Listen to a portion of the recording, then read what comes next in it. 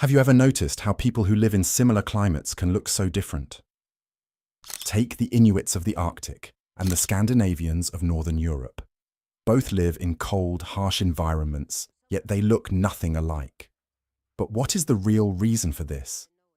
In the Arctic regions where the Inuit live, temperatures regularly drop below -22 degrees Fahrenheit. The wind chill can make it feel like -58 degrees Fahrenheit, cold enough to freeze exposed skin in just minutes. Winter brings long periods of darkness, while biting winds whip across the snow-covered landscape. This creates one of the most challenging environments on Earth for human survival. The air is so cold that taking a deep breath without warming it first can actually hurt your lungs. The Scandinavian climate tells its own remarkable story. While their winters bring plenty of snow and freezing temperatures, it's their unique pattern of daylight that sets them apart. During summer months, the sun barely sets at all. Places like northern Norway, Sweden, and Finland can experience sunlight for weeks on end.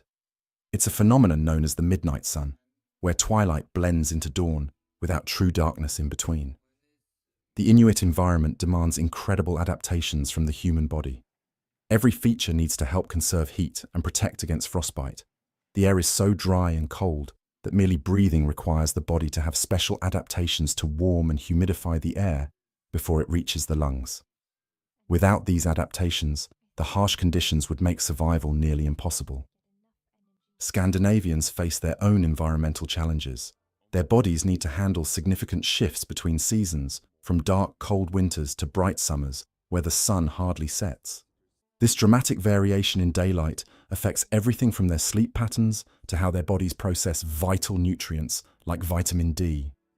These unique conditions have shaped their physical features in fascinating ways that we're about to explore. The fascinating story of how Scandinavians adapted to their environment is written in their physical features, particularly their notably light skin. But this isn't just about looks. It's a crucial survival mechanism, developed over thousands of years. Their pale skin is actually a highly efficient vitamin D factory, designed to make the most of the limited sunlight they get during those long, dark winters.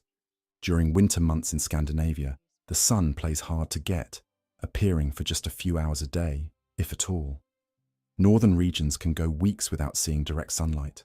Over generations, this led to the development of skin so light it can produce vitamin D from even the weakest rays.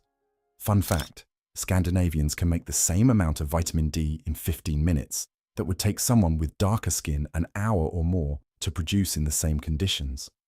The body shape of Scandinavians tells another remarkable tale of adaptation. Their typically taller, leaner builds evolved to be incredibly efficient at regulating body temperature. This came in handy during those endless summer days when people needed to stay active for extended periods. Imagine having to farm, fish, or build while the sun shines for 20 hours straight. You'd want a body that doesn't overheat easily. Speaking of long summer days, these periods of extended daylight had a surprising effect on Scandinavian bodies. The abundance of summer sunlight triggers increased physical activity and energy levels. Over generations, this helped shape bodies that could handle intense bursts of activity during the bright summers while conserving energy during the dark winters. Their bodies essentially developed a natural rhythm that matches their extreme seasonal patterns. The real MVP in this story is vitamin D, often called the sunshine vitamin. It's not just about strong bones, though that's certainly important. This vital nutrient helps maintain a healthy immune system, supports muscle function, and even plays a role in mood regulation. In a climate where sunlight is scarce for much of the year, the ability to produce and process vitamin D efficiently became a crucial survival trait.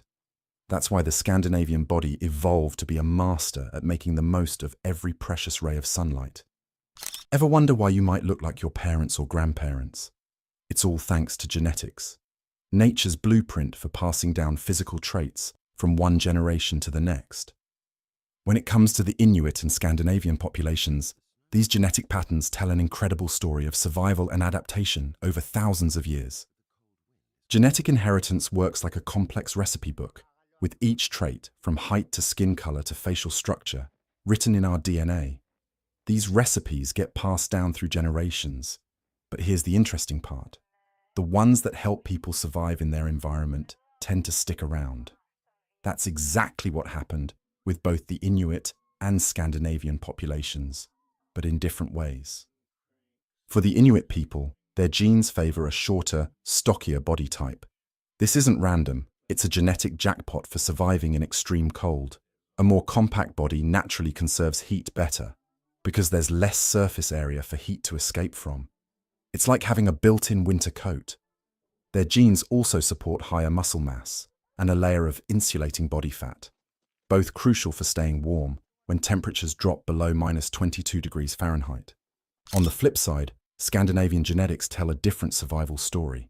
Their DNA typically codes for taller, leaner builds, a trait that proved valuable in their environment. These genes support efficient movement and excellent temperature regulation, perfect for those long summer days of physical activity, followed by cold winters.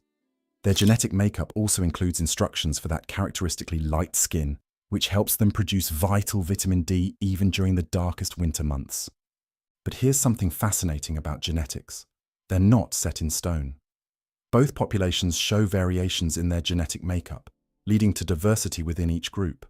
Some Inuit might be taller or leaner, while some Scandinavians might be shorter or stockier. It's like nature's way of keeping its options open, ensuring there's always a mix of traits that might help future generations survive if conditions change. The really cool part about genetic inheritance is how precise it can be. Specific genes control things like how well your body processes certain foods, how efficiently you retain heat, and even how your body reacts to different amounts of sunlight. These genetic adaptations happened over countless generations, creating the distinct characteristics we see today. "You are what you eat" isn't just a saying. It's literally shaped how different populations developed over thousands of years.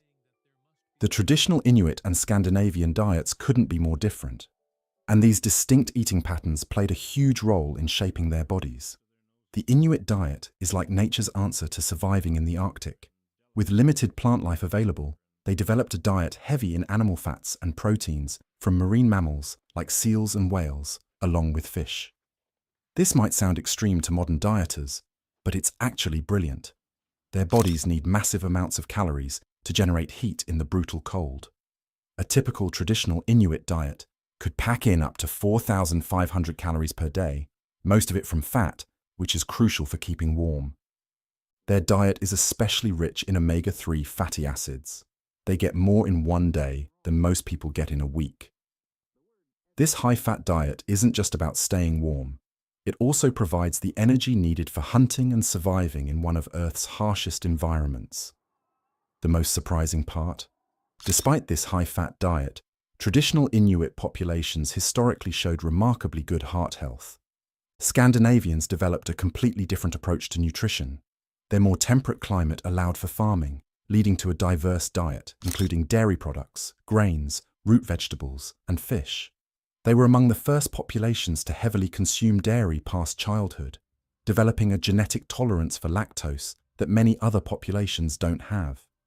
This ability to digest milk products became a crucial survival advantage, providing essential nutrients during long winters. Root vegetables like turnips, potatoes, and carrots became dietary staples because they could be stored through winter months. Fish, particularly fatty fish like salmon and herring, provided crucial vitamin D and omega-3s when sunlight was scarce. The combination of dairy, fish, and vegetables gave Scandinavians a year-round source of diverse nutrients, supporting their generally taller builds and high activity levels during those long summer days. The story of how Inuit and Scandinavian populations evolved their distinct features isn't a quick tale. We're talking about changes that took place over thousands of years. Evolution doesn't happen overnight. It's more like watching paint dry, except this paint takes hundreds of generations to set. Let's break down how this snail-paced process worked. Back when the first people ventured into the Arctic regions, those with slightly shorter, stockier builds had a tiny advantage. They stayed a bit warmer than their taller, leaner neighbors. This meant they were more likely to survive and have children, passing on these beneficial genes. Over thousands of years, these small advantages added up, eventually leading to the typical Inuit build we see today. The same slow-motion transformation happened with facial features. Inuit ancestors with slightly flatter noses were better at warming frigid air before it hit their lungs.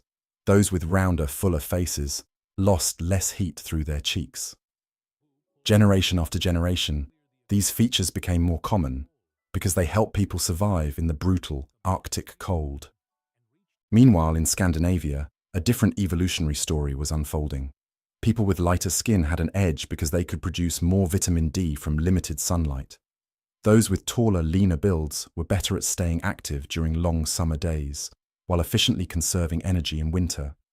Just like with the Inuit, these small advantages slowly accumulated over thousands of years. Here's a mind-bending fact. These adaptations happened over roughly 500 generations. That means if you could line up all your ancestors from the time these changes began until now, you'd need a pretty long family photo, with about 500 people in it. Each person in that line would be just slightly different from their parents, but comparing the first to the last would show dramatic changes. This slow process of evolution explains why these populations developed such different features despite living in similarly cold climates. Their bodies adapted to the specific challenges of their environments, one tiny change at a time. The way people live, their culture and daily activities, plays a huge role in shaping their bodies, and nowhere is this more obvious than in the Inuit and Scandinavian populations. It's fascinating how different lifestyles led to different body types, even though both groups dealt with cold climates. Traditional Inuit life was all about hunting and survival in extreme conditions. Think about spending hours watching and waiting for seals at breathing holes in the ice, or navigating a kayak through frigid waters. These activities required incredible patience, strength, and the ability to stay warm while staying still for long periods. Over time, their bodies adapted to be perfect for this lifestyle, compact and energy efficient, with excellent heat retention. Their hunting culture also demanded specific physical abilities. Building igloos, handling heavy sea mammal carcasses, and processing animal hides all required substantial upper body strength. But here's the interesting part. They needed this strength without bulk, as excess size would make it harder to stay warm. This helped shape the characteristic Inuit build. Strong, but compact. Scandinavian culture took a completely different path. Their ancestors were farmers, fishermen, and traders who needed to work long hours during the summer months when daylight seemed endless. Picture spending 16-hour days tending crops, fishing, or building during the bright summer season. This lifestyle favored taller, leaner bodies that could handle extended periods of physical activity without overheating. The farming lifestyle also meant more consistent food availability compared to hunting. This reliable food source, combined with the need for sustained physical labor, supported the development of taller builds. Plus, the cultural practice of dairy farming, which became a huge part of Scandinavian life, provided a steady source of protein and calcium, contributing to their characteristic height. These cultural practices weren't just random choices. They were survival strategies that became deeply ingrained in each society. And as these practices continued generation after generation, they helped reinforce the physical characteristics that made each group uniquely suited to their way of life. Looking at these populations, it's easy to fall into the trap of stereotypes, thinking all Inuit people are short and stocky, or that every Scandinavian is tall, blonde, and blue-eyed. But here's the reality check we all need.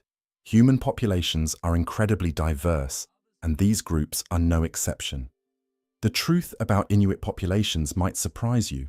While many show the adaptations we've discussed, there's actually a wide range of body types and features among different Inuit communities.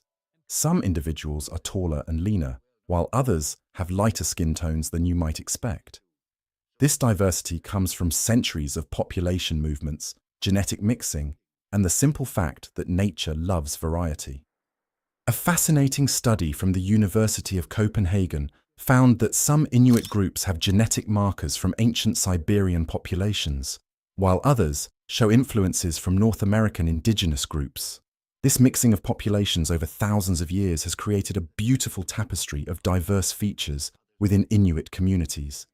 The same goes for Scandinavians. They're far from the one-size-fits-all stereotype of tall, blonde Vikings. Modern Scandinavian populations show incredible diversity in height, build, hair color, and facial features. Southern Scandinavians often look quite different from their northern counterparts, and centuries of migration have added even more variety to the mix. Here's an interesting fact. Studies have shown that only about 20% of Scandinavians naturally have the stereotypical combination of blonde hair and blue eyes. Dark hair is actually quite common, especially in certain regions, and height varies significantly across different areas. Understanding this diversity is crucial because it helps us break down harmful stereotypes. These populations adapted to their environments over thousands of years, but that doesn't mean they all look alike. Just as every person has their own unique story, every population has its own range of physical characteristics that go far beyond simple stereotypes. The bottom line? Whether we're talking about Inuit or Scandinavian populations, the reality is much more complex and interesting than any stereotype could capture. It's this diversity that makes human populations so fascinating to study and understand.